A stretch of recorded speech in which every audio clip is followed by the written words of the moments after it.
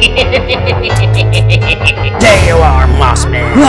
Skeletor. You can't escape me now. Just join my army, and I will spare your life. Okay, Skeletor. Calm down.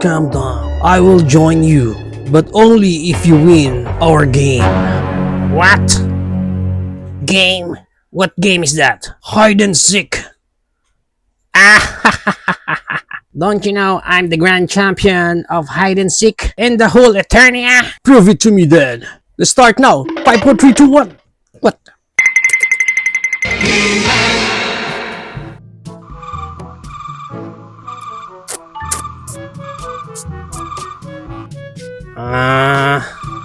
Okay. Where will I start? I'm here, Skeletor. And here's the toy that we're going to review for today. This is the Masterverse, Masters of the Universe, Revelation, Mossman. And as you can see, wala na dito si Mossman since na-unbox na natin siya nung nag-live tayo. And at the back, magandang artwork lang ni Mossman with his bio and other figure na pwede natin makuha from this line. At the side, magandang artwork lang ni Mossman. On the other side, Mossman, heroic spy and master of camouflage. On top, Masterverse, and at the bottom, barcode and stuff. Pag na-unbox natin dito si Mossman, makita lang natin yung kanyang mga accessories. Unahin na natin yung kanyang mga alt hand. Bukod doon sa weapon wielding na kamay niya na nakakabit na sa kanya, is meron siya ditong pairs ng parang open palm or open branch. Pero maganda yung details. Yan yung pinaka-details ng kamay niya. Ganda, oh. Alam mo talaga may moss yung kamay niya. This one obviously is parang yung, yun nga, open hand niya. Yung isa niya kasi, isang pair niya kasi dito is parang open palm din naman pero parang more on relax. Pinagtabi natin dalawa, parang walang gaanong difference eh. It's like parang mas open lang itong isa compared dito dun sa isa niyang heads. Pero sa first look, parang halos pareho lang. Another accessories niya dito is yung kanyang branch, tentacles, and para talaga siyang si ugat puno. Ang ganda rin ng details na to. Obviously, this one is parang galing doon sa kamay niya kasi doon sa pinaka-series, kung napanood yun na sa Netflix, is that kumahaba talaga yung mga branches niya. So, ito yung ginamit niyang parang power doon. Yan, pinaka-itsura niyan. And rubberish, yung pinaka-dulo niya. So, maganda rin naman yung details niya. Let's proceed na sa ating main figure, which is Mossman. Check muna natin pinaka-details niya. Yan yung kanyang face. Ganda. Ang ganda ng details ng face. Oh, astig. And even yung mga texture nung pagka-moss niya, ang ganda. At may mga dahon-dahon pa siya dyan. Ang ganda ng details dito ni Mossman. Yan po. Even yung, tsaka yung mga shade ng green niya, hindi lang isang shade. Talagang different shades ng green ang ginamit sa kanya. Kaya mas umaangat yung pinaka-details dito ni Mossman. Ayan pa sa likod. Ang ganda, ho.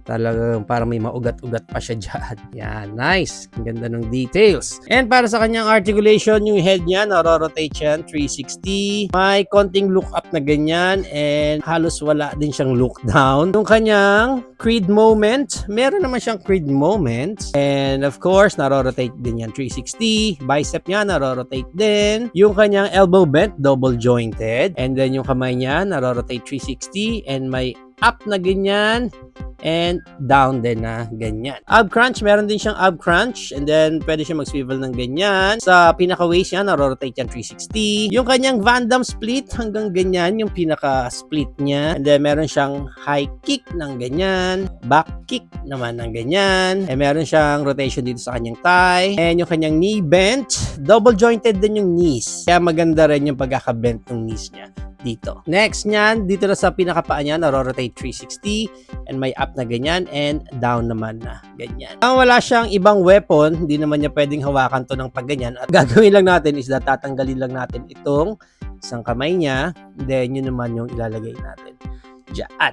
Yan. And then yung isa pa niyang kamay, tanggalin din natin to. Ilagay natin itong kanyang open palm. Yan.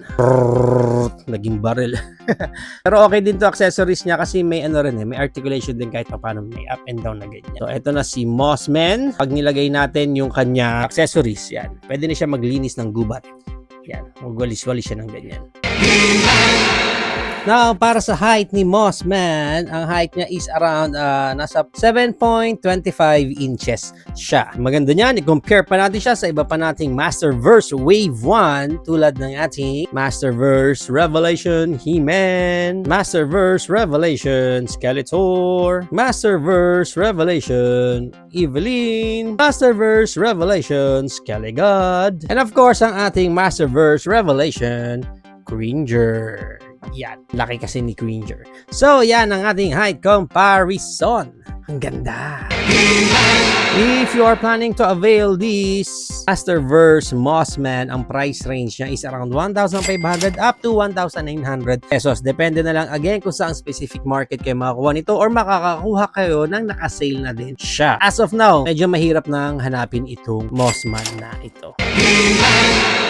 There you have it now. Ito na ang ating Masterverse, Masters of the Universe, Revelation, Mossman. What do you think of this Mossman? Is it a go for you or no for you? Whatever thoughts, please comment it down below. But for me, actually isa to sa pinakamagandang na release from this line ng Masterverse. Yung details talaga ni Mossman dito is talagang ang ganda and masusulit mo talaga yung figure mo sa ganda ng mga details niya. Ang pinaka-downside lang for me para kay Mossman is that parang nagkulang sila pagdating sa accessories sa kanya. With his power na parang nag-extend yung hand niya, yung mga branches niya, itong isang malaking block lang na to ang binigay sa atin. Even yung kanyang alt hand is parang sayang naman hindi gaanong na-maximize. Sana dalawang alt hand na lang binigay sa kanya instead of parang parehong identical na open hand lang. Sana yung isa doon parang mas shorter lang na branch or something na mas mag-showcase pa sana ng power ni Mossman. But overall, magandang pagkaka-execute dito kay Mossman. Even yung color niya and yung details niya talagang sulit na sulit ka sa Mossman na ito.